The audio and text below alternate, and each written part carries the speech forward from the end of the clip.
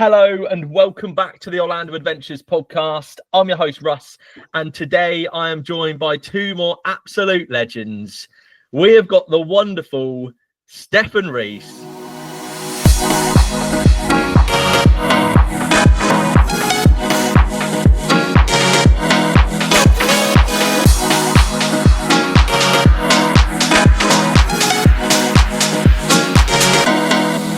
Welcome to the podcast.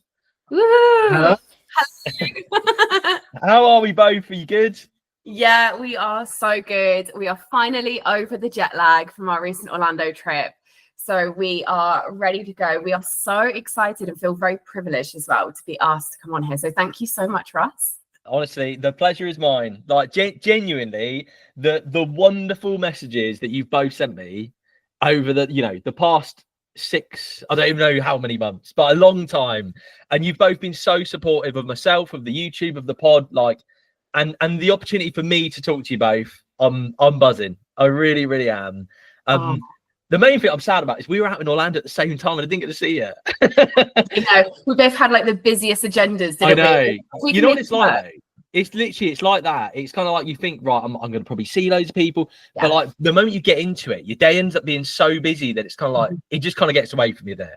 Yeah, absolutely. We were in the park at the same time as quite a lot of people one day. It was actually the Hollywood Studios day, the day that you were there. Yeah. And we were so wet. We went back to get changed and we just lost track of time, didn't we? And we couldn't get back in.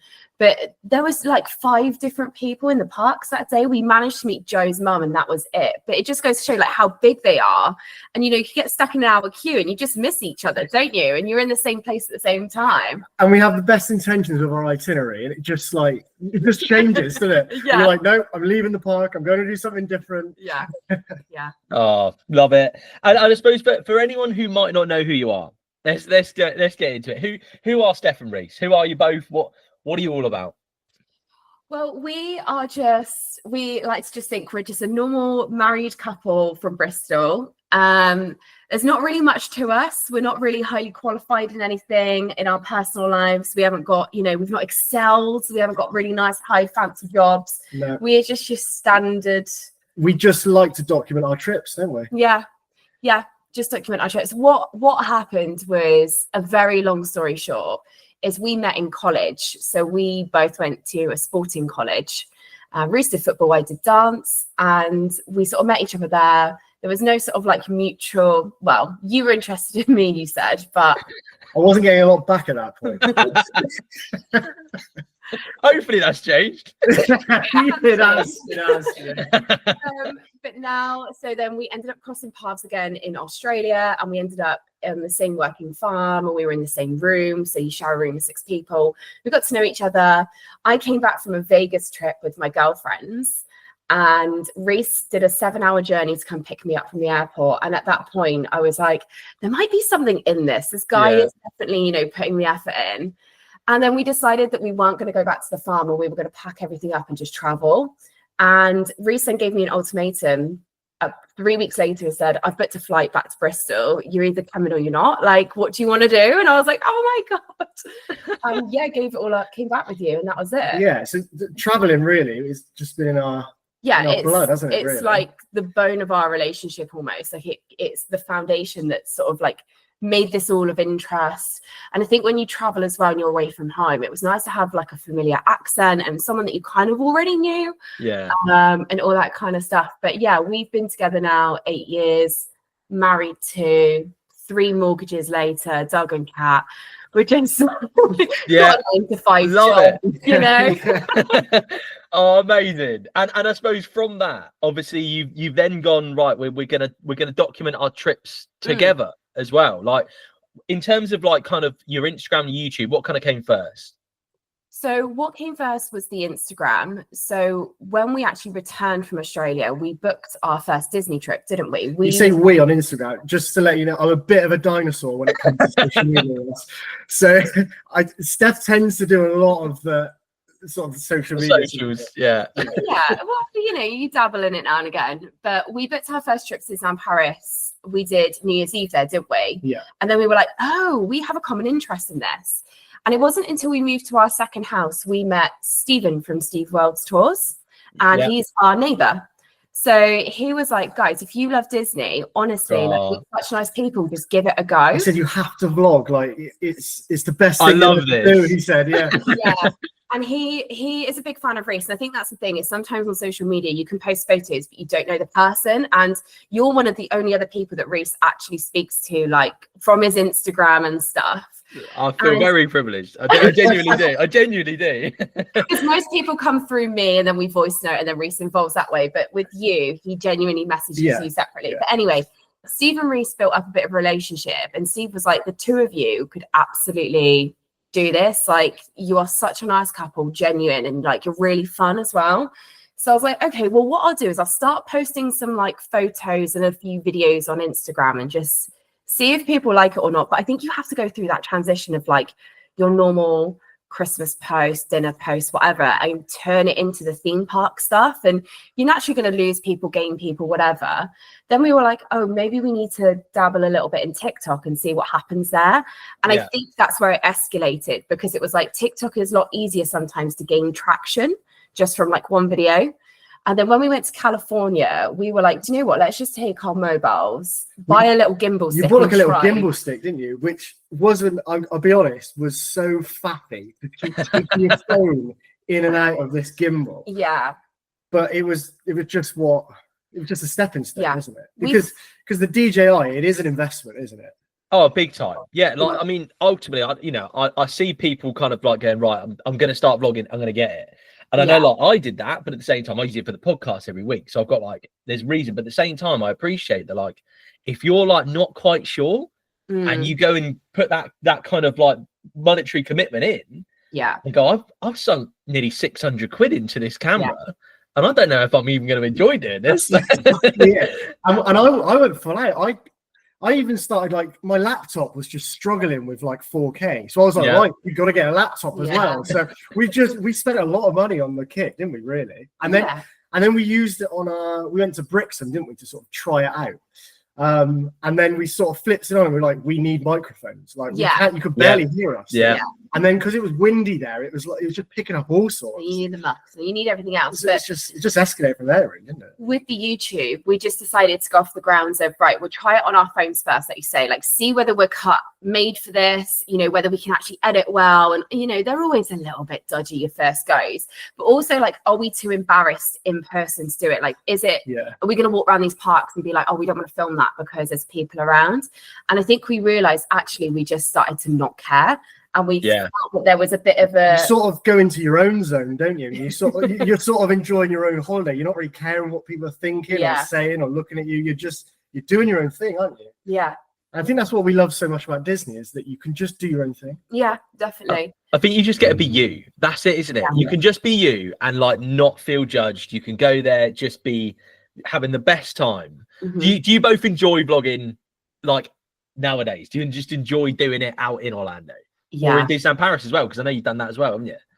Yeah, we do. And do you know what it is? I think is we love sitting down and watching people's vlogs. And I think that was a thing that made us feel why we love it, because when we went to California, it's a park we've never been to before, and we watched people like Fresh Baked and So Cold Dad, and they are people that are in the parks all the time, aren't they? And we loved them making rope drop strategies from it, and then planning our days. Or what food are we going to eat, and what are we trying to do a little bit more? Because I think you can look at a park map and be like, okay, well, you can follow the park round in a circle and that's it. But when you watch vlogs, you get so much more insight, information, reviews.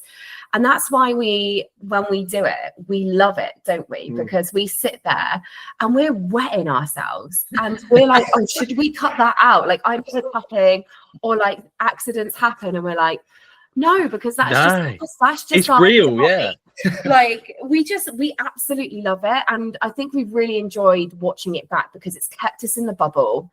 We're only on vlog 2 at the moment, and we've got like another 10 coming out. But there's just something amazing about it, and we genuinely really love it. Yeah. I mean, like, that's it, isn't it? It's all about just like enjoying your own trips, but being able to relive them. And if other people enjoy them as well, amazing. Like, and that I think is where it's always got to stem from. And I know I've said this before, like doing it for the right reason, isn't it? And it's doing it for the reason of just like I want to relive my own trip. And if 5 people watch it and enjoy it, amazing. Or if 50,000 people watch it, it doesn't matter, does it? No. That's what it's about. And like you said, it's like sort of we watch vlogs and watch people and we're like, oh, I want to do that, or I want to do this, I want to do that. And it's like some people probably get that from us. Yeah. As well. Yeah. And that's another reason why you do it. I think the more videos and vlogs that people can put out there, the more sort of opinions and experiences people can see and sort of gain from. Yeah. It's really interesting, really, isn't There's it? hidden gems, isn't there, in the parks that you just don't know about unless you watch these things and go often. But I think a lot of it as well comes down to the fact that I think because I do a lot of the social media stuff, people think, oh, it's just another woman dragging her husband around the park, going to Florida again. But I'm telling you, he is the driving force. He books all the trips. Yes. He does all the vlogging. He does all the editing. Everything you see, apart from on social media, is actually Rhys. And I know that you're not like super out there, are you? But you just enjoy that. I'm not, but I just enjoy. I enjoy sitting down on an evening and just sort of working away, just putting this video together. Yeah. And then I put it in front of you, and you're usually all right with it, aren't you? To be honest, or we could just make little tweaks and stuff. It's brilliant. Yeah, no, it's really good. One thing we've had a lot of feedback on actually from our vlogs is people enjoy like the food pricing and seeing how much things are, because I think especially for Disneyland Paris, there is a gap in the market for actually consistent vlogs with pricings and just realness more than anything. And a lot of families, I get a message a lot, I don't know whether you do, Russ, but just to say, you know, how much should we be taking on a trip? What would you think we need to budget every day and things like that? And it's really hard to give an opinion because it depends on what's important to that person for their trip, right? How much merch do you want to buy? How many sit-down meals do you want to have? Do you not? Would you rather go cheap and all that kind of stuff? So actually putting out a food vlog or just through the vlogs, putting in the prices, people can get an idea of how much it is that you're spending. And we often say like, we share meals so that we can then maybe eat a few more snacks as we go around and split the costs a bit more and things like that. So I think that's really interesting to take away from it more than anything too. Yeah, absolutely. I mean, I love it, you know, and I think you're both great. I really do. I think, you know, but you're both genuine, and you're so genuine. You're just being you. And that's what this space and this community is so about, isn't it? It's just being able to have this kind of place where, you know, we all escape to a little bit from reality and go, actually, this space is so positive and it's full of so many amazing people who are just being them, there's a lot to be said, especially on social media. So yeah, keep doing what you're doing. Honestly, I love it. Absolutely love it. And when did you first go to Orlando together then? Together was for our honeymoon in 2023.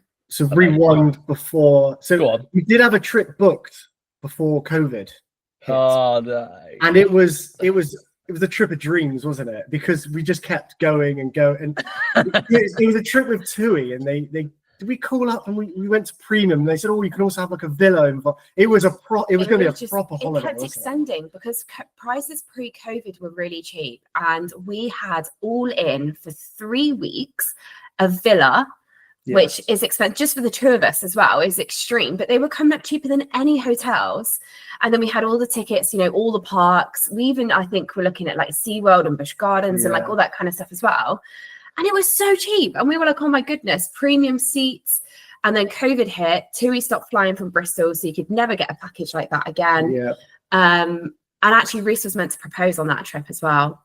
I was going to be the guy in front of the castle with the photo pass guy ready, primed. I know. So that we then rebooked, didn't we, a separate one, and then it got cancelled again. So we decided, right, let's make it the honeymoon. We did that, but prior to our honeymoon, we had been several times with our families. Nice. So it's always been like a childhood holiday for us, like the real big trip. You know? So I think I went sort of four times in about 5-6 years. Just really with my brother, dad, and we just we stayed at villas, we stayed at some real dodgy hotels. And, I think he wanted to do it on the cheap one time, and it was just like, I think we actually flew, right? We flew with Monarch. We flew with Monarch Airlines to Orlando. That's like, because aren't they like, they're just going to be smaller planes and stuff, surely? Just like been, smaller old stuff. Like it would have been like 7, I think, was when we went, but it was Yeah, we Oh. come with some real Love it. When was the first time that you both went kind of individually? Just intrigued to know the timeline of like kind of what the parks would have been like. So it would have been 7. Quick maths. Neither of us will say 25. 24 years ago. 24 years ago. I don't know. Early 2000s, isn't it? Yeah. Yeah, it was. Put it this way: the Epcot ball had the Mickey wand with 2000 over the right. side. Yeah. Okay. So yeah, it was even 2001. And I was getting green gunge from Nickelodeon Studios. That was the sort of era. Yeah. Nice. He actually got his photo albums out the other day, didn't you? I did, yeah. And you were like, "Oh my god, look! I'm outside the Nickelodeon studio," which obviously isn't there anymore, is it? Which is so sad. No, they got rid of all that because I think it's a big part of history. Anyway, so yeah, and mine was probably a similar sort of era. We went twice as a family. Once when I was sort of around 10 years old, because my sister's 5 years younger than me, so it's quite an age gap. So mum and dad had to wait for her. Yeah. And then again as a teenager, so went about 16, 17, just after GCSEs. So yeah, I definitely saw a transition in Orlando from those 2 trips alone. And even now when we walk around parks, Hollywood Studios specifically, we go, God, what used to be here? Like, you do, yeah. You walk around, you're like, what used to be here? Because you just lose your bearings sometimes, don't you? It's like, I know. Whereas like a lot of Magic Kingdom and stuff is kind of it's basic. Very similar, isn't it? Yeah. It's one part which to be honest, other than like where Tron is, I suppose everything is kind of as it was, or you know, like, I appreciate that Tiana is rethemed, but like everything's still in the same place. So yeah, very much so. Love that. And so, how many times have you been together now? You went in 23, and then just this recent trip now. Yeah, nice. Love that.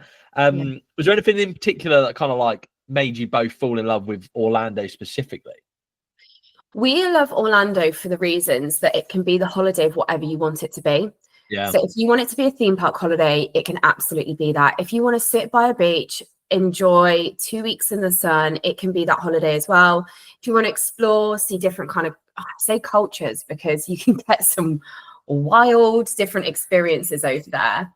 There's so much to do. If you want to go see a rocket launch, you can go see a rocket launch. Like, they're so frequent, and that's what I kind of love about Orlando, is that there is something for everyone there, and it's not that far to fly either. So if you're looking for a long haul that's guaranteed to be a real good time, it's a really good sort of, like, I would say, in between. Instead of going all the way to the Caribbean or even just the other side of America or Mexico, that's just that bit too far. Yeah, it doesn't seem drastic. It doesn't take like a whole day out of your holiday almost. So that's why we fell in love with it, because every single time you go, you can do something different. Like, naturally, okay, we are going to go to Universal and Disney every single time, but there is something always different to do. Yeah, it's making memories, I think, as well, isn't it? I like, and I'll always say this, obviously I'm biased being kind of an Orlando podcast guy, but like, I think from a lot of people's point of view, it's that every time you do these trips, you make memories. And they're memories that stick with you literally forever. It doesn't matter. Whereas I'm not saying that a different holiday you wouldn't, but I think of, like, you know, European holidays have been on and they've been amazing, but I don't think of them in the same way as I do an Orlando trip. You know, it's such a part different. And literally that, you know, I can think of stuff from when I went in 1999 or 2008, and I can remember like memories from then. And that's what Orlando, I think, just does different. It hits different. I mean, it does. And it's that sort of escapism as well, isn't it? Because, like you said, you go into the parks, don't you? And it isn't normal. It isn't like sort of reality, is it? You forget, yeah. You're sort of in the bubble, aren't you, as such? And it's like, it's just different. And like you said, it's such a varied amount of stuff you can do. Everything's on a larger scale. And you actually feel like you're away, don't you? You feel like you're actually on holiday, don't you? Yeah. Definitely. I actually switched off too well this holiday, like, from life. I had one of my colleagues text me, like, on our last day. She asked me a question about work, and I went, I actually just don't know the answer. Like, I have switched off so well. It's the first time I've been able to do that in my whole career, because I left my career to take a new job. And actually, it was amazing. So this Orlando trip feels really special to me for that reason. I feel the second we arrived in Heathrow, it was magic from the offset. It was just so great. Like Virgin, by the way, first time we've flown with them in our adult lives, outstanding, the trip there. Yeah. Absolutely outstanding for us. That We was had a really good experience. really good experience on the flight out. So just dropping that in there. yeah. No, that, I mean, if anyone from Virgin's listening, like, give reviews. The three of us will have a trip. Got a cheeky little discount code here and there. Yeah. Never do on this. Oh, love it. And obviously, with regards to kind of like where you stay in Orlando, I appreciate it's been 2 trips. Where did you stay in the 23 trip for your honeymoon? So we stayed on International Drive, didn't we? Yeah, we stayed in one of the Avanti ones, didn't we? Yeah. It's either Palms or Avanti Resort for me, isn't it? One of those. Yeah, I think it was the Palms, wasn't it? We stayed at. So we are absolutely not offending anyone with saying this, and we mean this with good intent. When it comes to Orlando, we don't believe in staying on site for anything that is less than a deluxe. And the reason we say that is because we spend absolutely no time at the hotel. For me and Rhys, our ideal holiday, no matter where we go, European trips, anything we do, we will buy the smallest, quickest, most convenient room that we can get in and out of, because all we do is sleep and shower there. And we will spend the rest of the day out of the hotel. So the reason why, when it comes to Orlando, that we choose offsite is for that reason. The offsite costs us £400 for 2 weeks for the 2 of us, not each. Versus we were looking at a package next year, weren't we, for Walt Disney World, and it was coming in £2,000 per person. I believe it. So we find it really hard to justify, don't we? We find it hard to be like, we can get it for £400, or we part with nearly 3,500 to 400 just for the hotel. And we don't believe, honestly, the perks are strong enough to sway us on site, because with Disneyland Paris, you get a magic hour. So you gain quite a lot of being in the park an hour before everyone else arrives. And staying on site is walkable, and you'll access the park within sort of 5-10 minutes. With Orlando, we trialed it, didn't we? We said, right, we're going to give it a go. Yeah. We went on site, and we literally, the buses were a nightmare. It was hell on earth for the day.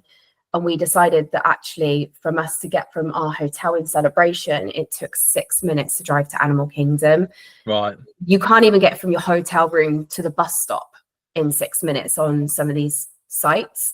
So that is just our preference. We would rather choose to spend our money on the experience, the food, the merch. That's 100%. Just how we choose to spend our money. That's it. And like I mean, you've listened to the pod. I was always an off-site guy, and I'm not like, and at the same time, like I will stay off-site. Again, it's not a doubt, it's going to happen. I think that there's 2 sides to it without argument. But the price, if we're coming down to price, and that being kind of like the main factor, off-site all day long. It's not a question. Like it's non-comparable, I think. Like, appreciate, obviously, if you're looking at like similar level of resorts, then we're different. But at the same time, like you said, if you're literally looking to go there and go to sleep, have a shower and go, then absolutely fair enough. Do you normally get a hire car? Is that kind of the way you do it? So we always hire a car, but our perspective has been that if we maybe had children one day, we think our views on this would change, because I think there is definitely something in it for being able to go back to the resort and spend an afternoon in the pool and break the days up and things like that. So we have said, just as a couple right now, that's what works for us. Get in the car. We did it through Alamo this time, didn't we? And it was like £350 for the 10 days. That was it. Yeah. And pretty good. And it's actually not bad. The ease of just walking up to your car and the key's already there and you just get in and drive off. It was just so smooth. It meant that we didn't have to buy any Ubers, do Uber Eats delivery for the shopping. Yeah, and if you want to go to a Walmart, you can just quickly nip in the car and just drive off. And you do take it for a It's easy to park up as well with the car. We parked up, didn't we? And we were nipping around like God knows what, because obviously once you've paid for your parking, you're in and out, aren't you? It's great. Honestly, so good. But again, because we rope drop, we're actually one of the first people in the car park. So we always get a good car parking spot, don't we? Whereas obviously a lot of on-site resort guests are already in the park because of their magic half hour. So we're almost like we're ready front and row, aren't we? Which is quite good.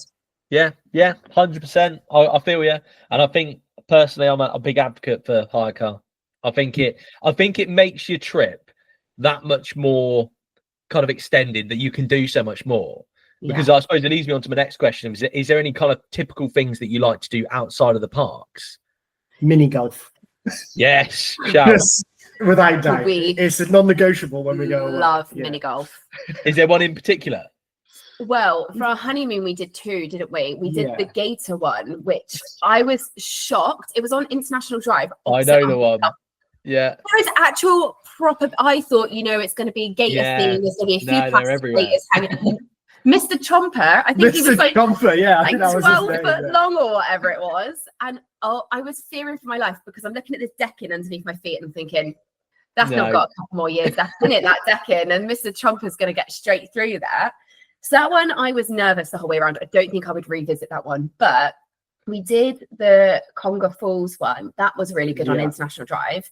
Yeah. And then this trip we did. Is it Pirates Cove? Pirates Cove at the other end of it, I Drive, Yeah. And it seemed like they did, it looked new, didn't it? It looked like it had been redone. There was a lot of like new Astro down and like all the curving was really good. And we won. He gave us a free ticket to go back. So we bought the token back with us just in case. Yeah, 100%. But we're yet to give the Phantasmic mini golf a go at Disney. Yeah, there's a couple on site, isn't there? Yeah, there's 2. I haven't done them, but I've heard good stuff.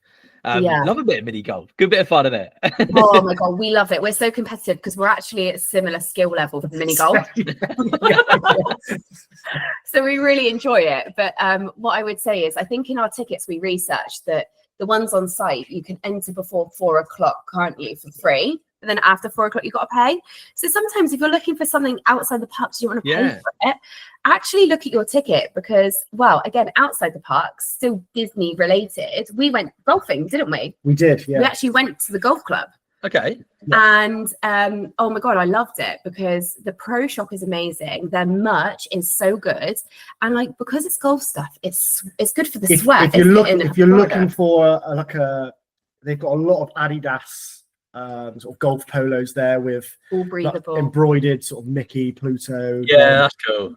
It's really good, and we managed to get the picture in the golf cart as well, the Mickey golf cart as well, which is nice. So we went to the driving range, didn't we? And we just hit a few balls around. But I was speaking to some like Florida locals, and I was just asking them. They were saying for their annual passes, they pay an extra $100 per year, and they get the like sports included. So he said a round of golf there is $50.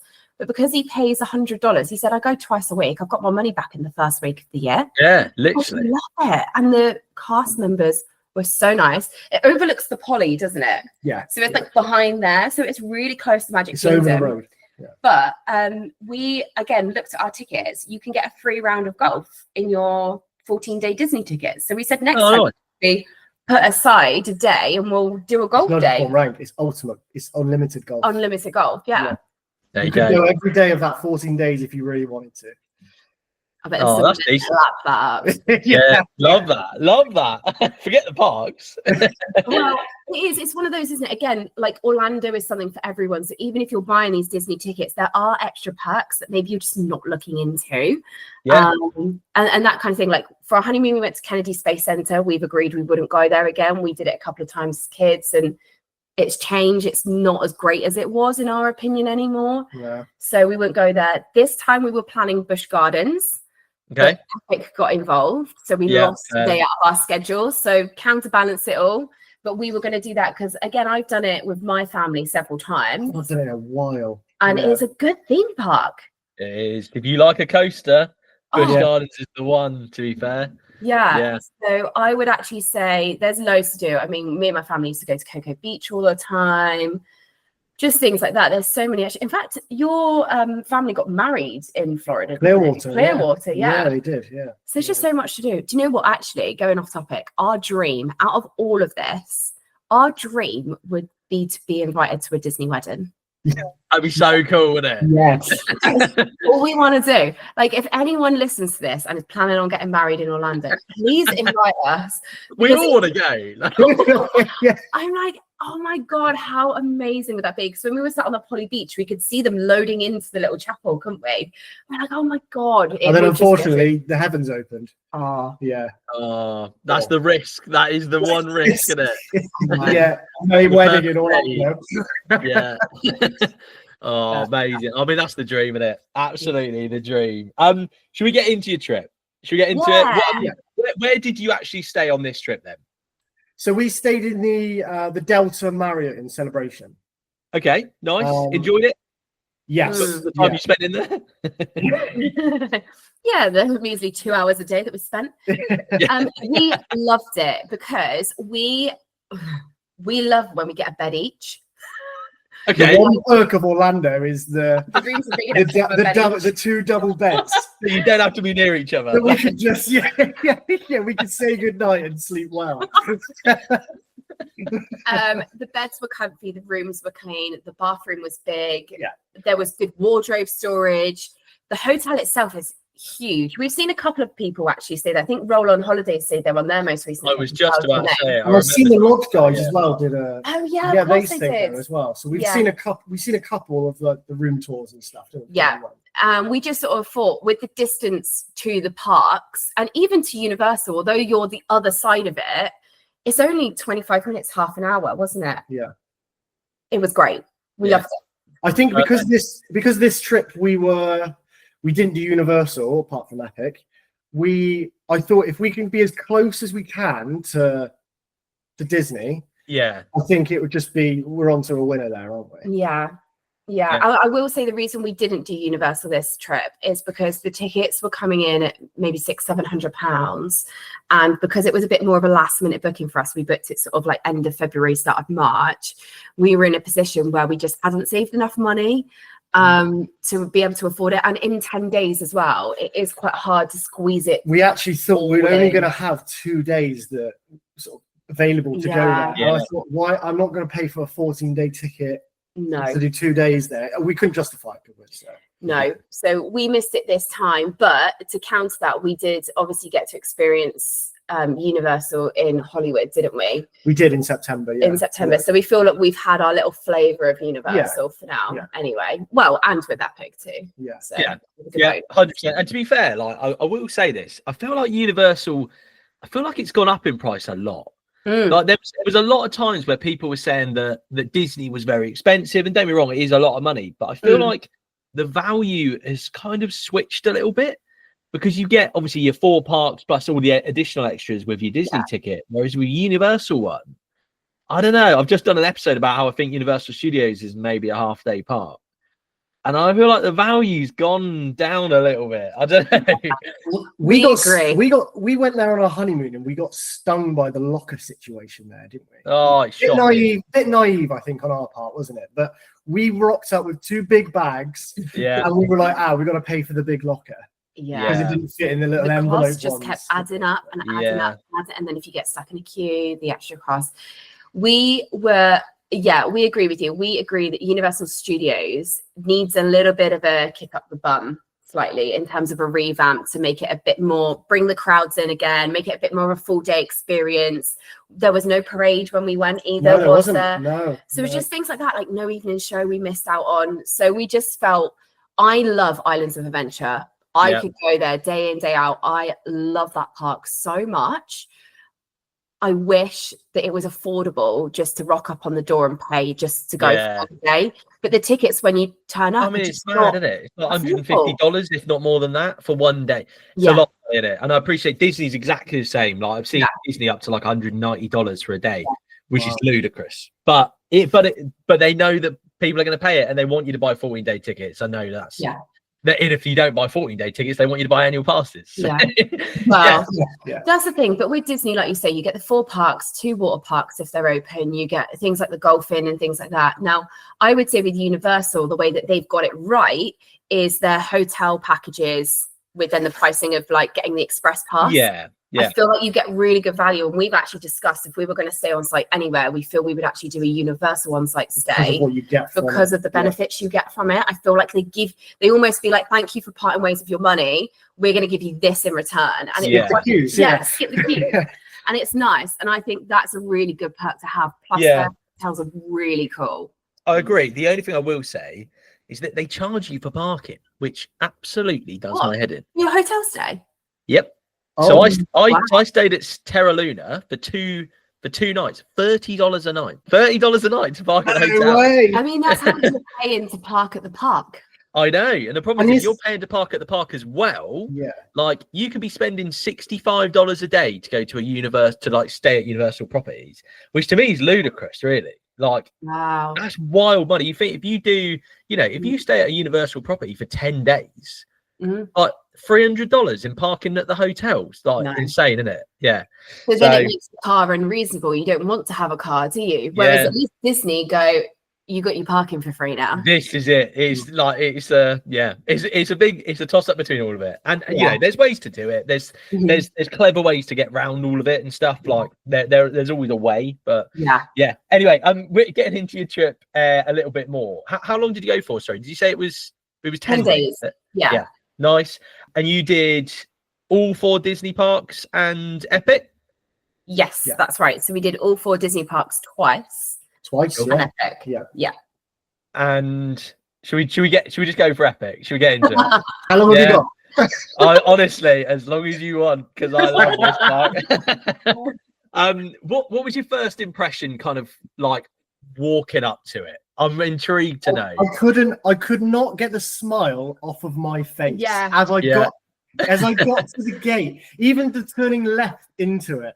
I just thought this is going to be something unique, something special. Yeah. And I just thought we have got such a great day ahead of us. Do you know what it is? It's funny Rhys says that because we were almost at that point of being like, wow, can't believe we're here because obviously they only opened them a couple of days before we went there.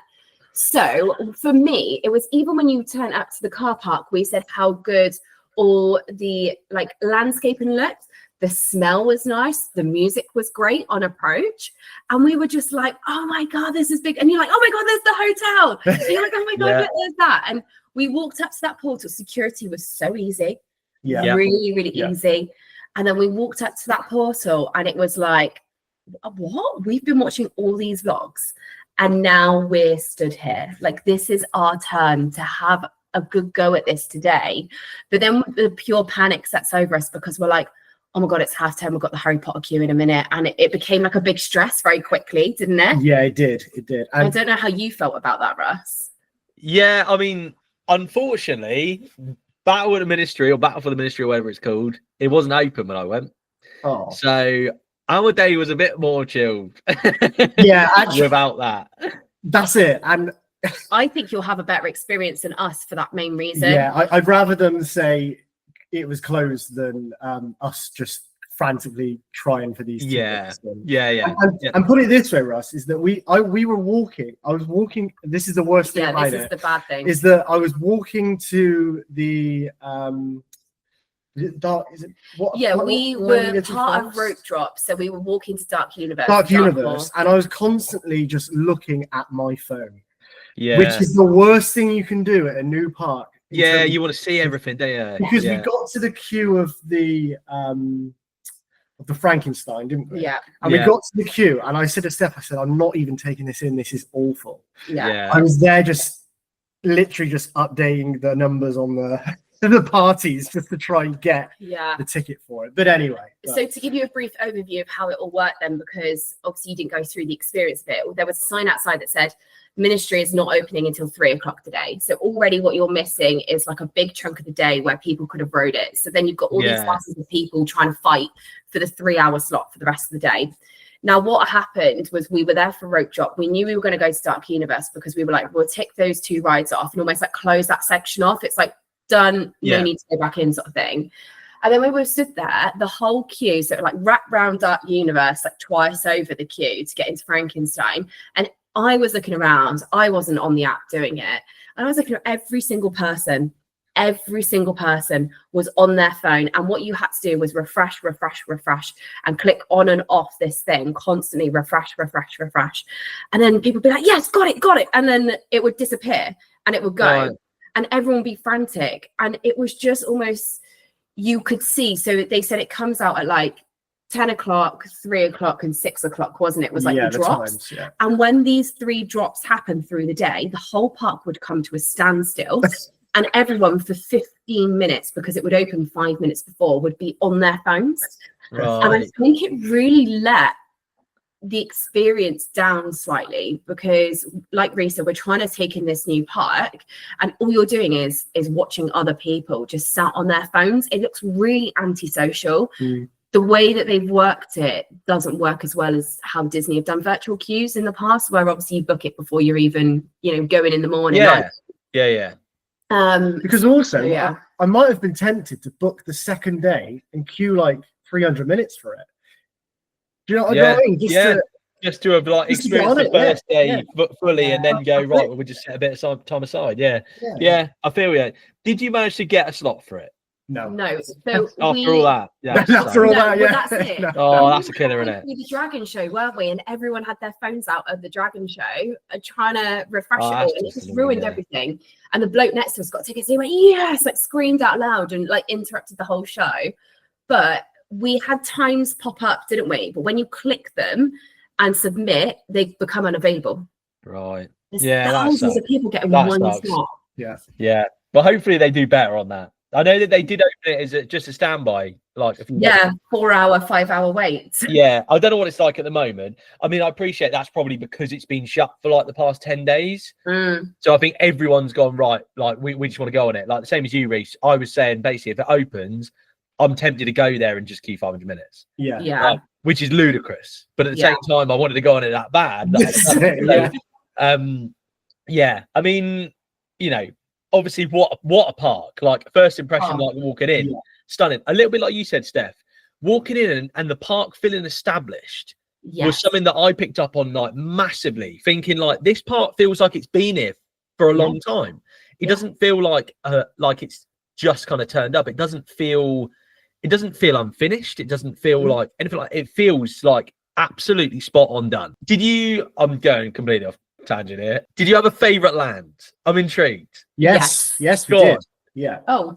So have you got the same favourites name? I've got the same as you, yeah. Okay. Well, firstly, I actually really enjoyed Celestial Park, like the actual middle bit. Amazing. Yeah. And I think our first impressions of that Celestial Park was that like it wasn't busy. It was quite calm. Yes. And I think it's obviously designed in that way, but it was quite calm. The fountains were going off, and it was almost like it was just. Did it feel like a theme park? No, it didn't feel like a theme park first one. You thought this is brilliant because as we go on, the lands are just completely different to that middle bit. Yeah. I mean, I feel like Celeste. Go on, Steph. No, sorry. I was just because we read something to say that Universal, their thought process behind it was they want to bring the park back into theme park, so you can sit and you can actually have that relax and feel like breathe and just all that, because theme parks can be really full on. And we read somewhere, didn't we? And we walked in and we went, no, I get it. I totally see the vision on it. Yeah. So nice. Yeah. But our favourite land was Isle of Burke, wasn't it? Isle of Burke, yeah. Was it? Interesting. Yeah. Love that. I mean, like, go on, Rhys. I think it was just how they recreated it. Was just every little detail in it. I just thought this is brilliant. It was really well done. The colours pop, the smells, the theming, the characters walking around, the sounds, the rides, everything was spot on. Yeah. Wing gliders. Thoughts? I actually really loved it. It was my favourite ride out the whole park. What an absolute shock. Like honestly, I know. Honestly, I got on that. I thought it was Flight of the Hippogriff, basically. I got on it and I came off and I was like, what has just happened? I've just been on basically Hagrid's. Yeah, and I was just, you take the words out of my mouth. We got off it and thought, that is Hagrid's, isn't it? Like that is Hagrid's. And it was brilliant. Yeah. It was my favourite ride of the day, obviously because you get to see animatronics through it, the pushes. When they say it's a family coaster, I was like, no one's taking their 5-year-old. No.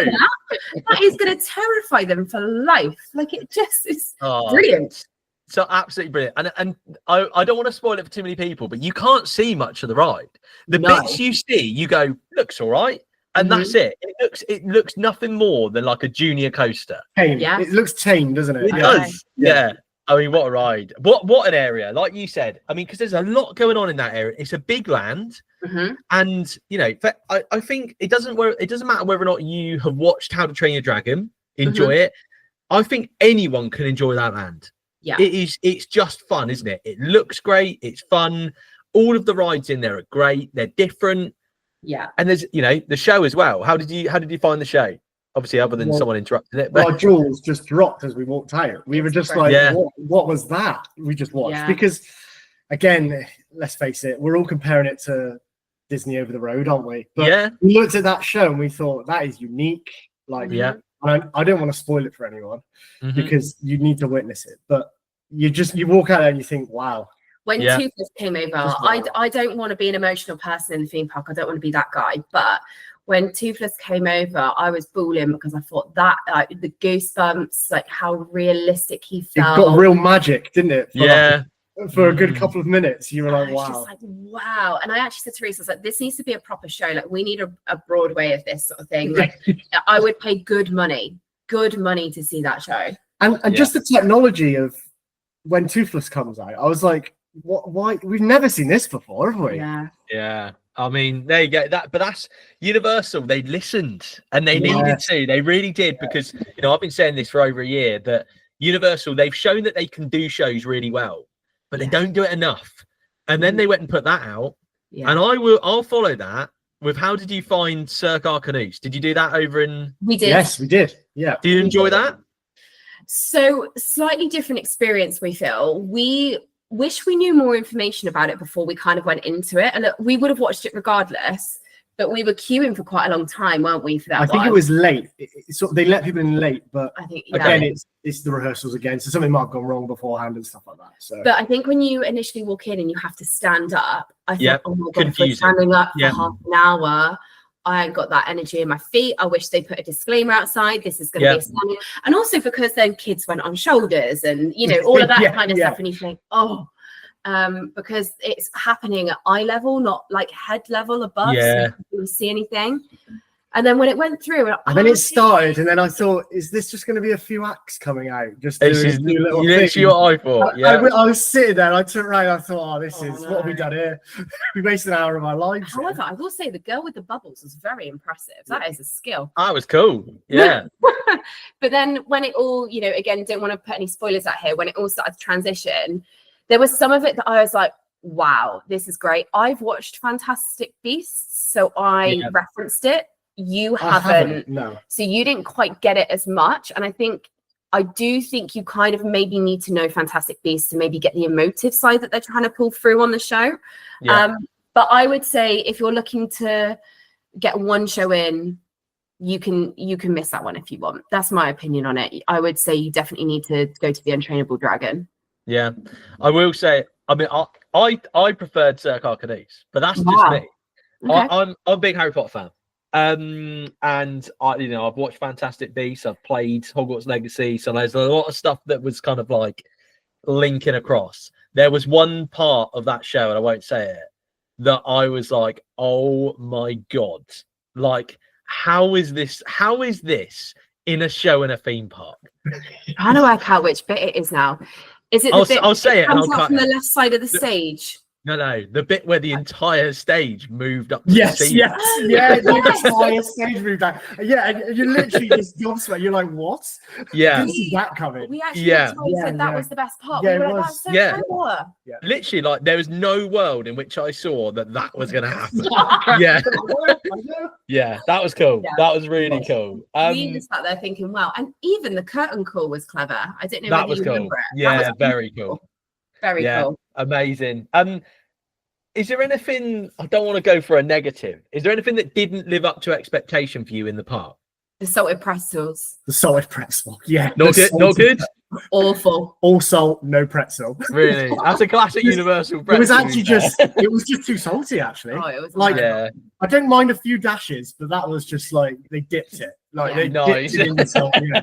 It wasn't sprinkled. Yeah. Anyway, Yeah. sorry, we put that aside. We joke about that because it was awful. But for me, the only thing actually that maybe didn't live up to expectation was now and again I felt a tiny bit of theming was missing, just like a splash of magic in each land. That would be as well. Like for me, Nintendo was very hot and sweaty. It's confined into a small tight space. I find there was a lot going on there as well. Like it is sensory overload. Yeah, That like whole you ep- said in the Isle of Burke, there is a lot going on, but it's on a big scale. Yeah.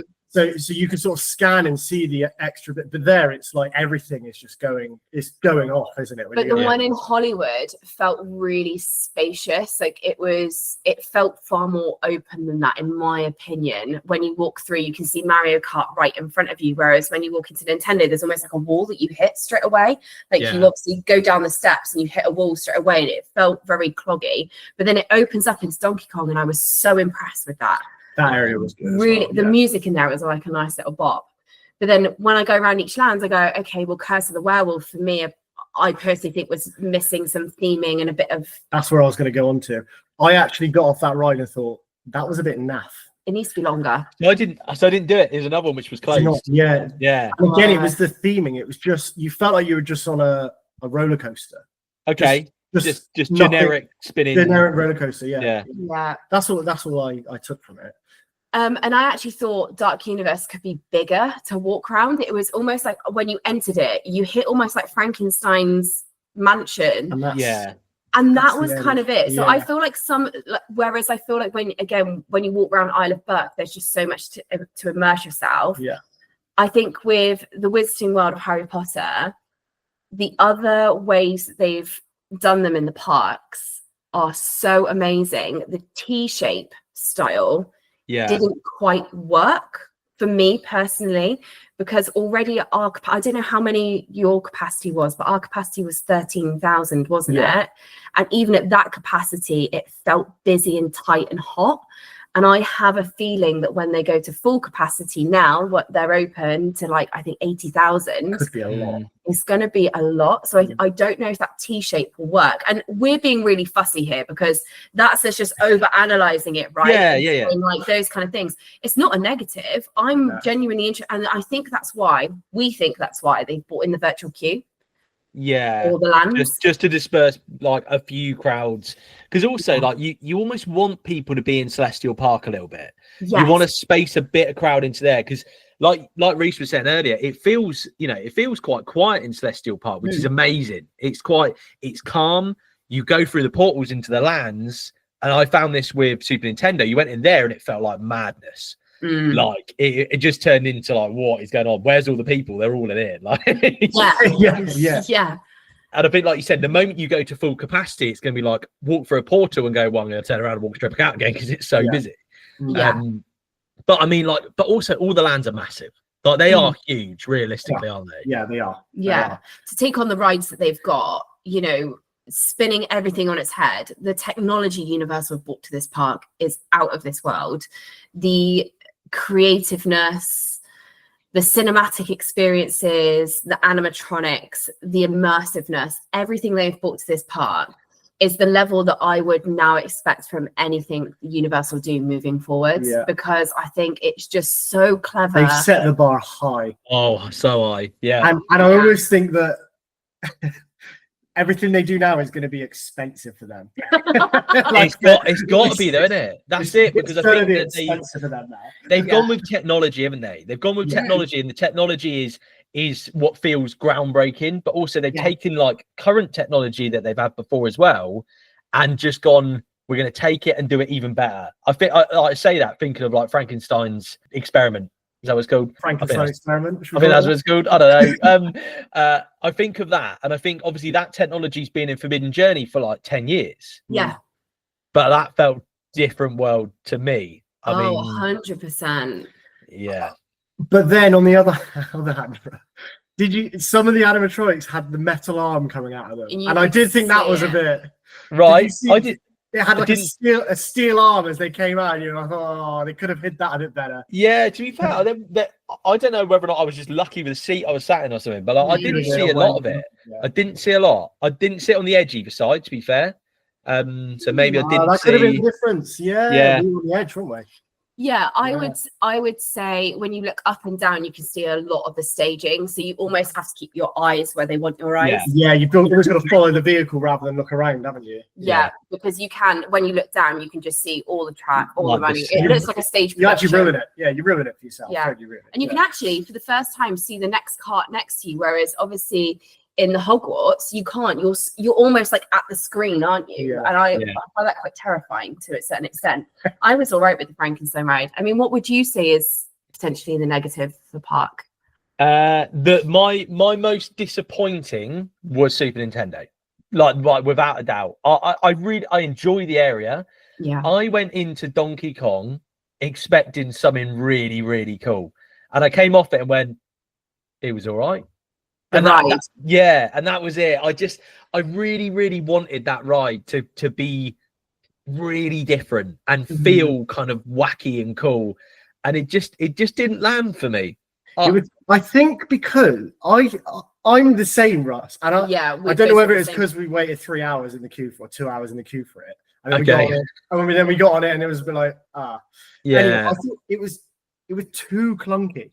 Yeah, it was janky as hell, wasn't it? If it could just be a bit smoother, maybe it would have worked a bit better. Yeah. And I get that it's a minecart, so they want you to feel like you're bumping around. It was intended, but maybe, yeah. I honestly, my back was like, I came off with bruises down the side of my leg as well, because you do hit the carriage, don't you? You're bumping around in it. But yeah, it's interesting you say that, because we came off of it going, it's cool to have a new experience. However, we weren't blown away by it. It was a good ride. It was right. Yeah. And that's it. I'd go on it. I'd certainly go on it again, because it was fun. And the problem is, I'm comparing it against everything else in the park. Yeah, that's it. Because there's some stuff that's so good that I'm comparing it, thinking like, oh yeah, but like Wing Gliders was incredible. I mean, Stardust Races is a completely different conversation. Like getting into stuff like that, and then I kind of went on Donkey Kong and was like, well, I wish it was just something more. But at the same time, if you went and dropped that into Universal Studios, I'd be like, well, it's one of the best rides in the park. Yeah. Do you know what I mean? Like, yeah. So it's just comparison against other stuff that is at such a level. Yeah. That we've been spoiled. Did you have a best kind of snack or drink at all in the park? Not the pretzel, clearly. We did not stop. Because we were 11 till 9? Yeah. Because it was 11 till 9, we were conscious that we need to just get everything in. Yeah. Some people be listening to this going, that's still 10 hours, guys. All rides. But if you were doing like 2-3 hours for Donkey Kong, you're doing like that. Exactly. Yeah. Your time goes, doesn't it? Yeah, it does. So we actually did not eat there. No, we had the salted pretzel because we were walking around we went from Dark Universe, and by the time we'd done that, it was lunchtime. And we just said, right, we're going to go into Isle of Burke now, because we wanted to prioritize getting stuff done in there. And we just saw it. We were like, we'll stop for a quick snack and just share it and fill ourselves up. But we got the refillable, I don't know whether you got one, the refillable drink. And that kept us going, basically. We just bought one, we shared it, and we were filling it up with all the fizzies, weren't we? Just filling ourselves up, getting the sugar in, and we were like, go again. So the freestyle machines were good, Ross, if that's what you're going to... Nice. To be fair, I didn't do the freestyle machines, but like, good shout, yeah. And I want to get into favourite rides, but at the same time, I always ask this at the end, and I don't know whether or not one creeps in. I don't know. I'll ask in a bit. We'll get there. Okay. Just going back to your trip, was there any other highlights from your trip, or was Epic Universe kind of the highlight? What was highlights for your trip?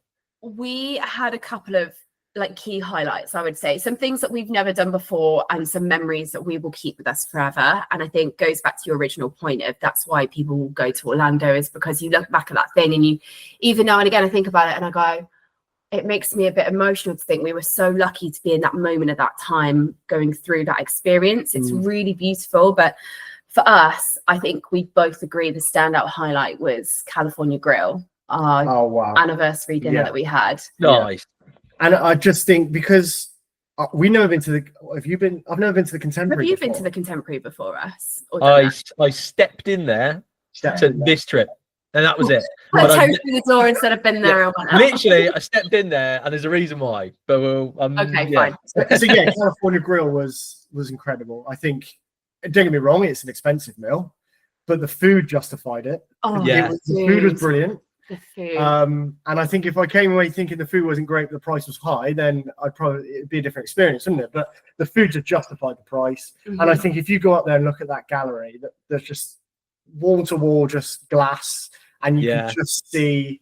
Well, we got there, and I didn't realize that was going to be the case, but the sun was setting over the castle, and it was just like it was unbelievable. The colors in the sky, you can see the castle and Space Mountain, and even if you look left, you can actually see Epcot as well. It's well, do you know what knocked us for 10 is because we've always, even with our families, drove and stayed off site. We've always got the monorail or the ferry to Magic Kingdom. We never knew there was actually a road that takes you to Magic Kingdom. So when we drove to the Contemporary, we were like, huh? Space Mountain's right there. Like, what? Yeah. We had no idea. We thought this was landlocked, we said, didn't we? We thought it was like an island on its own.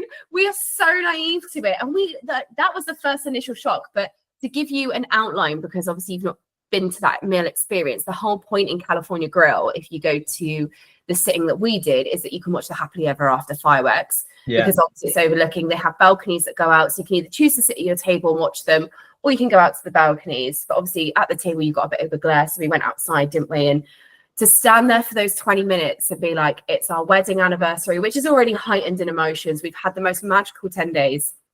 It was our last dinner. And they actually sync the music up on the balcony. So you can hear the music right next to you, loud and clear. And the fireworks just going sounds on. So good. You actually I appreciate them more just because of the sheer size of them just going on.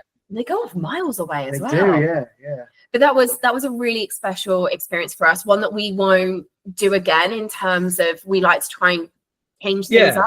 Yeah, it will probably be something in 10 years' time that we dip our toes back into and like do again. But it's not going to be like a big rush. We say it was expensive. It was $85 roughly, wasn't it, for a free-course meal? So it wasn't that bad. Yeah. No, it's not that bad. We had really, really good food. We also had a good food at Garden Grill for breakfast, didn't we? The steak there that we had for breakfast. Yeah. They do like thin cut steak. Oh my God, that was to die for. That was so good. That was a good highlight as well, actually. Yeah, I think for us as well, like we missed Tiana's on our honeymoon, didn't we? It was just opening as we honeymooned. Yeah. So we missed that, and then we missed it when we were in California because it was just opening then as well. So riding Tiana's for the first time was such a high for us. Nice. And that is up there. Yeah. That is it? Enjoyed it? Yeah, definitely. But Rhys is not allowed to talk about that now because that's a question later on in the vlog. I was just about to say this is going to lead us on quite nicely. Yeah, it is. Sorry. I was just going to say you've segued me really nicely. Is this the next question? Oh, right. No, stop it. But the other thing as well, we never got to ride Tron at night either. And we met up with my friend Emily and Don, and we got to ride it. So I think that was really nice. So you might be able to shed some light on the situation. But Magic Kingdom, like, the hours just varied throughout the week when we were there. Yeah. And like it was good because the fireworks were on at like, was it 9:20? 9. Yeah. And the park was open until like 11 or something, wasn't it? Yeah. So they're I know they have like extra magic hours and stuff at the end of the day and stuff. I don't really know what rhyme or reason there is for some of them being really late sometimes. I don't know. Yeah. I'm not sure. We just got a text off them and they were like, we're going to go ride Tron now. It's the park's staying open till 11. And we were like, well, we'll come with you then. Cool. Let's do it. Yeah. Yeah, fine. And I think the last thing on our last day, so our last morning, we went to Magic Kingdom, didn't we? Yeah. We sat there on the little like picnic bit looking at the castle. And then Grayson was playing on the piano outside Casey's. And obviously he's absolutely fantastic. But he then started playing the Fantasmic song, didn't he? Yeah. And it was like, everyone knows that song. I think everyone relates to that song. It's a warm, fuzzy feeling. And that was just another highlight of like, if you were too busy in the parks, jumping around all the rides, you would miss those little small moments. We saw the Dapper Dans that morning and just we actually seen the horse come out, didn't we? Yeah, the horse and cart actually came out just as we got to the park. That was a good morning, actually. I think sometimes we like mornings where we just slow down, and that morning felt like one of those days where we just sat down Main Street and we just soaked it in for a couple of hours. It was just beautiful. So that would be like a nice highlight. Although we're not riding much and doing much, It's just nice to see what Disney offers But outside of just that's rides. it. Just being able to kind of chill in the park sometimes, Yeah. and just like actually have a little bit of a relax. And then if you decide you want to go and dip into a ride or two, spot on, go and eat some food, watch some shows, watch some entertainment of some sort. That's what Disney's about. It really is. Yeah, We just have 100%. little snacks and stuff, don't we? Just like pot around, have a look in the shop, and then be like, oh, that looks good. Should we buy one of those? And just grab a Dole Whip, share that, get a bit messy because it melts within seconds. Or grab a turkey leg. Oh, don't. It's awful. You're a turkey leg fan? No, I was gonna say, absolutely not. I don't think I've ever met one. Wow. That would make us unique in some way, We wouldn't actually it? questioned if it was even turkey, didn't we? Well, I'd be honest with you, I've got it once and it tastes like ham. Yes. You said that. I'm like, this is gammon It's on like it. a Yeah, damn donkey literally. sort of vibe. I got it once, never again. Yeah, no, it's like one and done. Like you do it because you've got to experience it, and that's it. Yeah. Never again. So yeah, so we just like enjoy doing that, don't we? Just picking up some snacks and stuff as we go. Yeah. Yeah. Amazing. Should we get into keep updating clothes? We mentioned a certain ride, and just so happens that clearly you like it. So, so the three options I gave you were Toy Story Mania, Tiana's Bio Adventure, and then Living with the Land. I've gone three completely opposites, completely weird. So, what way are we going? What are we thinking? I think, are going to have the same opinion on this. So we'll do it as a joint answer. I've not asked Rhys yet, but I've got a feeling he's going to say the same. So for me, mine would be keep Tiana's. Yeah, absolutely. It's absolute perfection. Yeah. Isn't it? Love it. The cinematic element, it's dark. How many dips are in there? By the way, were there always that many dips in Splash Mountain? Like, or have they redone that right? I mean, there must have been. I don't remember. Obviously, it was a long time ago that I did. There's genuinely like 6 dips. Yeah, there's about 5. There's about 5 dips. By the way, anyone that doesn't want to get wet, do not sit on front row. You get drowned. Yeah, Absolutely. you get wet. Yeah. We had a shower in the front. It's like the splashback off the actual walls. Yeah. Anyway, I digress. Our update, I think, would be Toy Story Mania. Yeah, I'd make it just a bit longer. I feel as though you're just getting into it and then it Yeah, you've just kind of got your eye in. You've just got your aim and then it just finishes. You're Yeah. The thing for me, I would say, is actually if there was a way to make the actual mechanism easier to use instead of the pull. So whether it could be like, like little thumb buttons, almost like a Xbox remote or something, or like web slingers where it does it off your body movement. You need like physio on your elbow when you come off. Don't you? You're like absolute agony, aren't you? I remember I did it one day back to back. I did it back to back one day, and then we went over to Smuggler's Run. I'd knackered my left arm out. We went to Smuggler's Run. Then I was the gunner. So I came off, and I'm just like, my forearms are done. I just need a rest, guys. Just need a rest. It's funny though, isn't it? Because it's like, as much as you should probably sit there and be like, I'm not going to overdo it this time. You sit there and you're like, game on. Yeah, literally, like 10 seconds in, you're like, nah, we're doing this. We're doing it. It's good though, because I feel like it's always an anyone can win it kind of game. That's what I love about it in a way, is the way that the things move across the screen. You can actually get points like really well. But anyway, that would be our update. Yeah. And then the close would be Living with the Land. And has anyone ever said update or keep for Living with the Land? No. Oh, you'll be amazed. I think a lot of people. Until recent trip, I would have actually kept that ride or updated it, because I actually think it's a really good ride. Sorry, Russ. This is go on.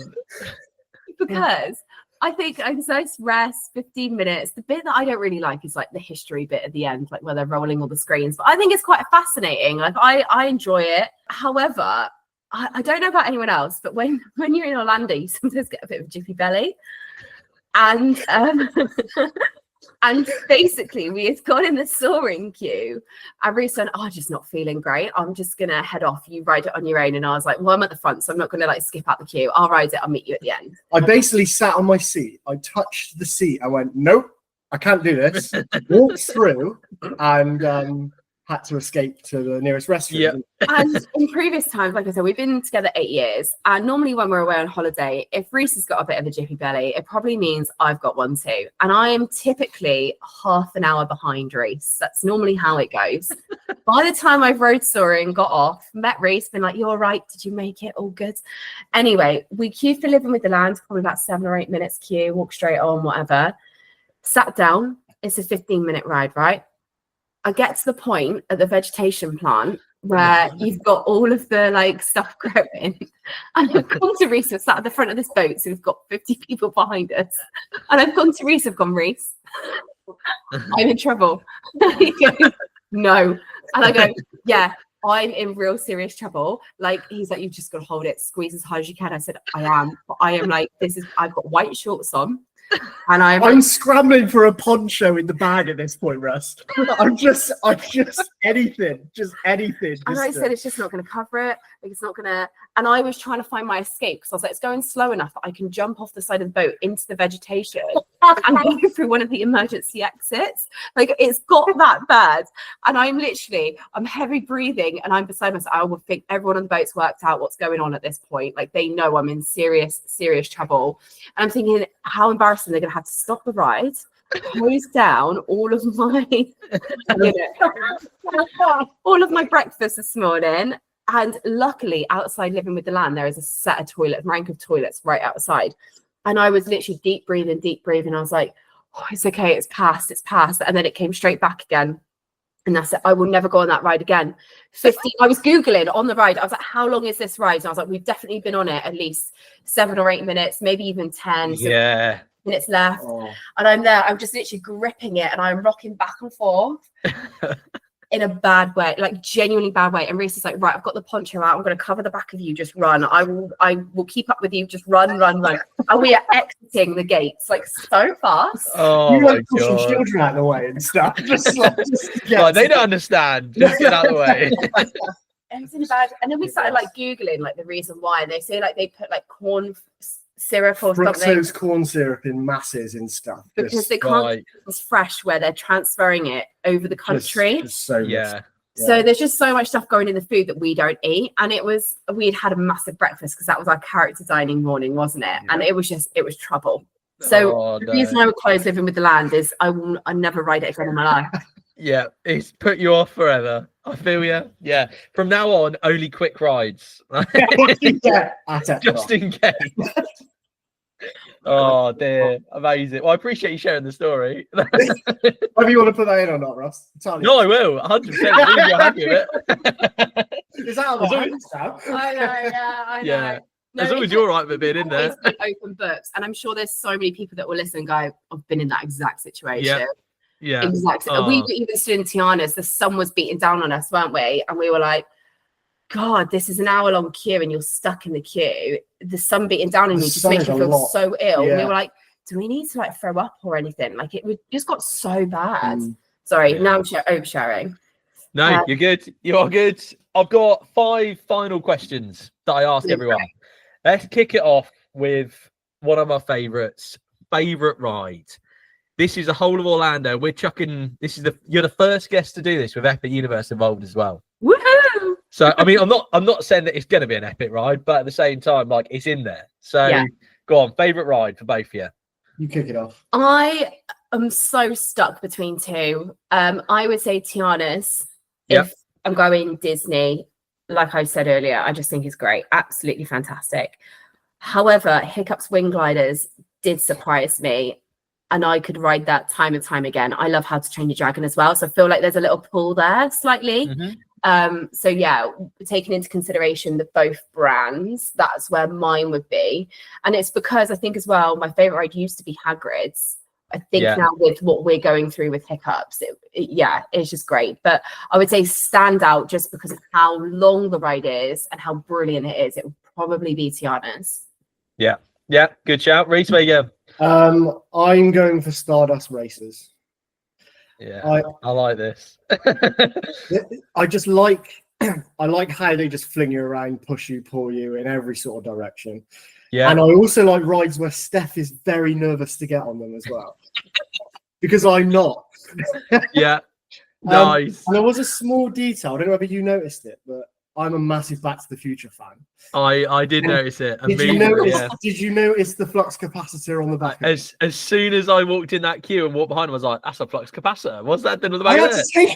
So cool. I had to say twice. Yeah, I'm glad you noticed that. But yeah, Stardust Racers, absolutely. When you said that, I went, "Oh, for God's sake, Rhys! Like, not everything revolves around Back to the Future." And then someone else said it, and thought, "Oh no, this is a genuine thing." Everyone's noticed it. Yeah. And I went, "That just shows you how fast they want this ride to be. They want it to be the speed of like." What is it like? Light miles per hour, yeah. Well, no, you know what I mean. Like they want it to be quick. Yeah. Yeah. So. Which, if you're going to pick a Stardust, which side, yellow or green? No, we only did one, didn't we? Yeah, we rode yellow. We hadn't read into it before, so we just literally were like, "I love yellow, so let's just go in yellow." That was it. And what is the difference? So apparently green is meant to twist you a different way. So it's meant to give you a different sensation is what I've read. Is that right? They felt like different coasters to me. Yeah. So yellow definitely has more airtime. There's definitely a lot more times that you're out of your seat. Green felt smoother and probably not as rough in reality. Green, I felt that you could see the yellow car a lot more. So when you were kind of like dueling with it and you did that bit where you did like a corkscrew, you saw the other one a lot clearer. Steph closes her eyes, Russ. Right. So Steph didn't see any of this. But I definitely felt like the near misses with the other kind of coaster felt closer on green, and it was definitely smoother. However, I'm straight with you. Yellow is a more thrilling ride. There's no doubt about it whatsoever. Yeah, it was. I would take that away because a lot of people said, "Is it identical to Velocicoaster?" And I would argue there's elements, yes, in terms of obviously you're pushing off and it's a similar style seat. However, I would actually say the two rides are completely separate. Yeah, because I think the aim-ish from Stardust Races was the airtime. I think that's the aim of the coaster, isn't it? It's getting you out of that seat. Definitely riding the yellow anyway. That's how it felt. Whereas with Velocicoaster, you're twisting and you're upside down a lot more. So they want you to feel scared that you're actually going to fall out a bit more. Yeah. Whereas with Stardust, it was like, I never felt like I was going to fall out. I was just up and over all the time. And like my hair was flinging, my head was flinging, my body was flinging. I felt like a rag doll. Yeah. Yeah. Literally the G's on that ride. I don't know what you're. I did a nighttime ride, and I was like, right, hands up from the moment we did a launch, and like there was one point, literally, I did the whole way round. All three of us did, and there's one point we kind of go over the top, and your arms get pushed down, and we're all like trying to hold them up, and like the G's they are tough on that ride. Yeah, decent. I don't think I could ride it again. I'll be honest. My body just went into like pure overdrive. I don't know. Maybe it's just in not a good way. No, you don't know. It was like my heart was pounding. It was like too much adrenaline almost. But I think that's because I'm so nervous. I know I'm safe. Whatever. I just never used to like rides where it pushes me off. And since I've met you, I've really embraced them and I go on all of them. But like when you watch it double push through that tunnel because it's got to get up that spike, you think, oh my God. And the fear of God went through me.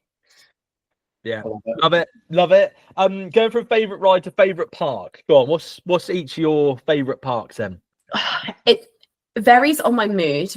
If I want a day where I want to ride awesome rides and I just want a good theme park day, my favorite park is Islands of Adventure. However, if I'm going for a vibe day, a walk day, an eat day, that kind of like theme park style day, Epcot. Yeah, I feel you. There's something about that ball as well. Yeah, mine is Epcot.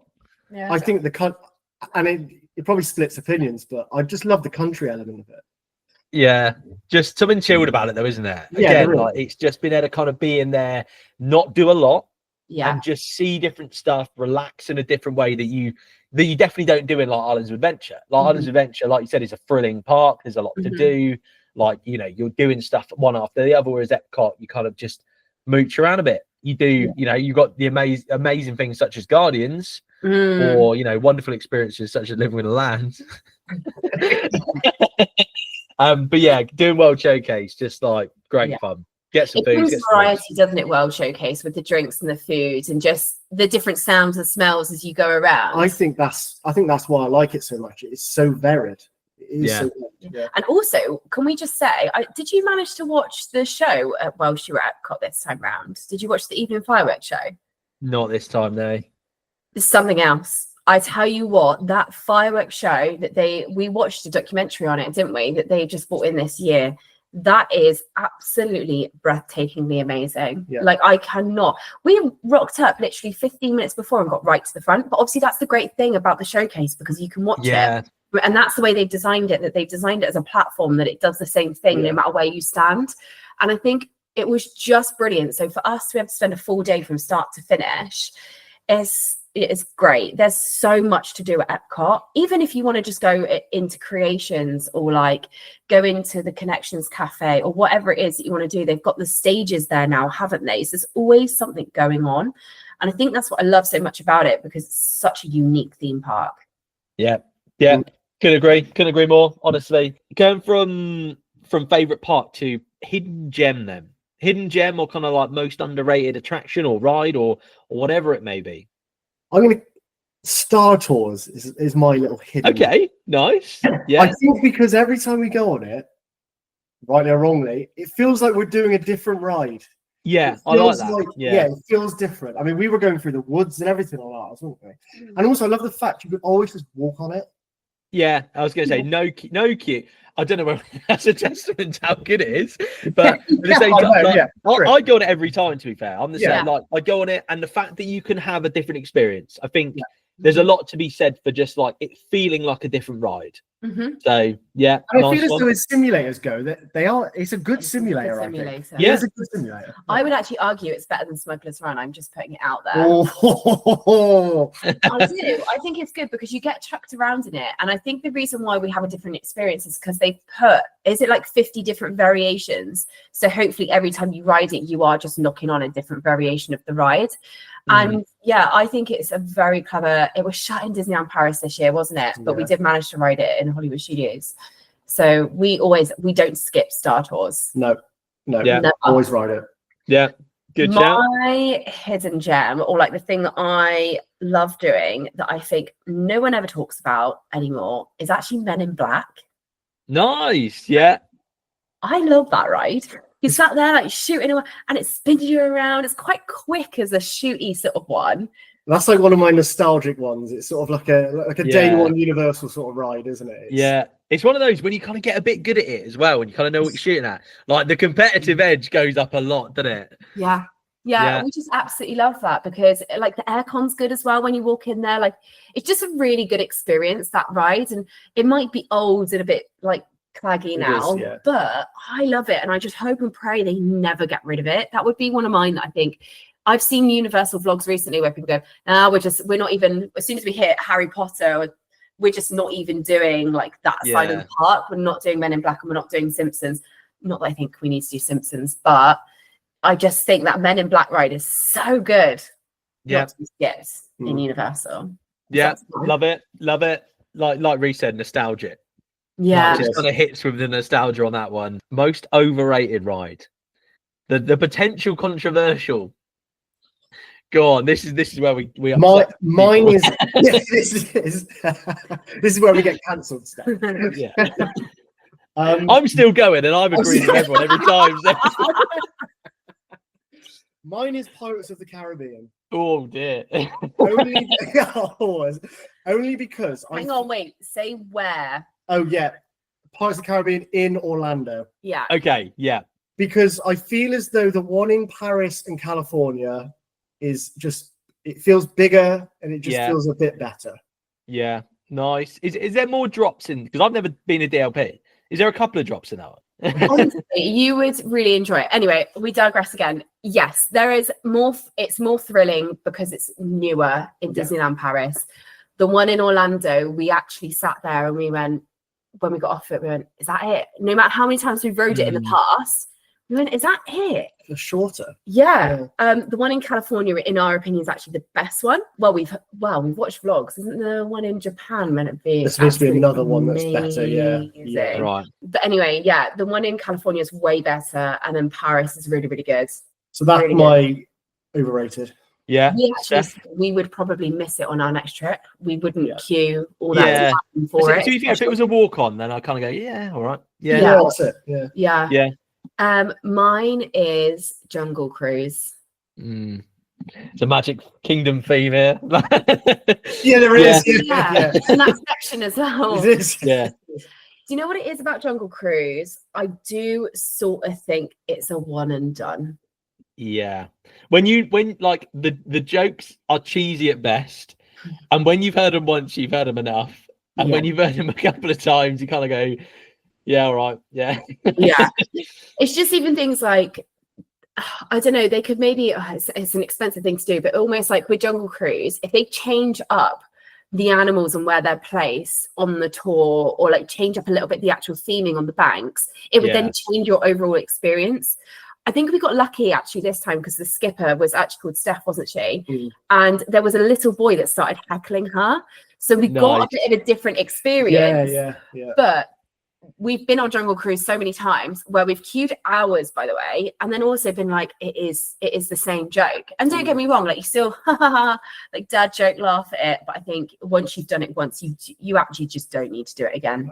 Yeah, I think it's one of those that, like, if they did update it, I think it could be really good. Like because I feel like with some fairly easy updates, it could bring it forward quite a way. And like, you know, it's still a nice slow boat ride around kind of the river for 10 minutes, wherever it is, which is sometimes what you need in a park.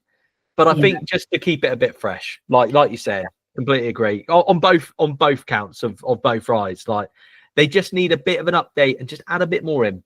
That's it. Yeah. You don't necessarily want to like get rid of them, but like they just need bring it forward a little bit. I mean, the shout. I think especially with Jungle Cruise, we find it goes down quite often for renovation. It has a lot of refurb, and then I did notice that a lot of the animals were looking fresh, which is great. They've obviously repainted them because they get moldy, but then I'm a bit like, do you actually just do something with it?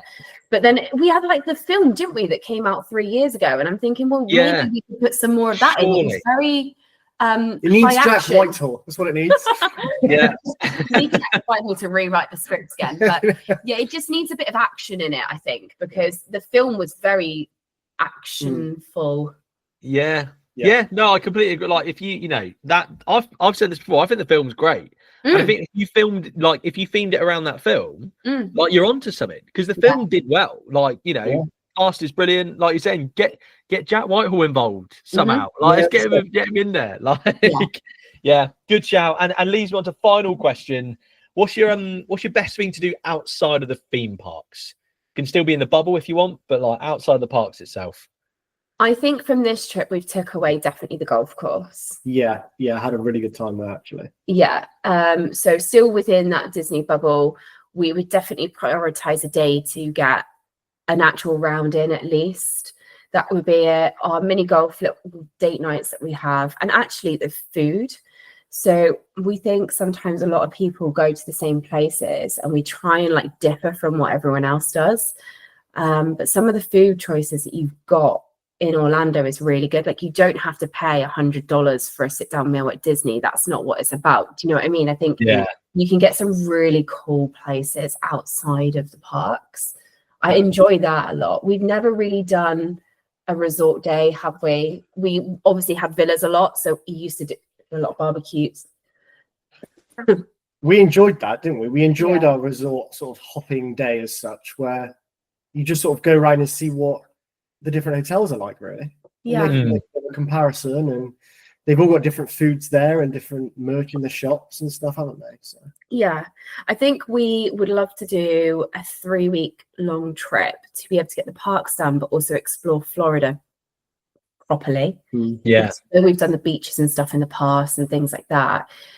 Florida is actually a really beautiful place. And there's so much to see. Yeah. Exactly. So I think it would be really good to be able to have more time. I think obviously we're guilty as Brits of being like, we're going to Orlando because we want to go to the parks. That's what we're going for. And because they're so full on in their long days, you don't actually really get enough time aside to put like a full day in the diary to go and do something else. So I think that's what it is. It needs a 3-week trip to be able to then go and have a proper explore. Yeah, absolutely. That's all my questions. Honestly, I'm questioned out. Honestly, I've loved this so much. You've been absolutely brilliant. I hope you've enjoyed it. Honestly, this has been so much fun. Like, you've been absolutely brilliant. I've loved hearing your stories, hearing about your trip, hearing about your opinions on things like Epic. Like, honestly, if anyone wants to go and watch some Orlando content, go and check out Steph and Rhys. What's your YouTube channel called? Is it called Steph and Rhys? Steph and Rhys. That's it. There you go. There you go. You know where to go and catch it. So. I know, yeah. Well, Rhys is spelt the Welsh way, so that's the only way that people don't find us. RHYS. Yeah. Cool. Amazing. So this was the episode with Steph and Rhys. I hope that you've all enjoyed this one because it was so much fun to record. They're absolutely brilliant. So please do go and check out their Instagrams and their YouTube channel. They're putting out some fantastic content, and I loved chatting with them. They were so genuine and just such a laugh. So I hope you all enjoyed this one as much as I enjoyed recording it. And I will speak to you all in the next one.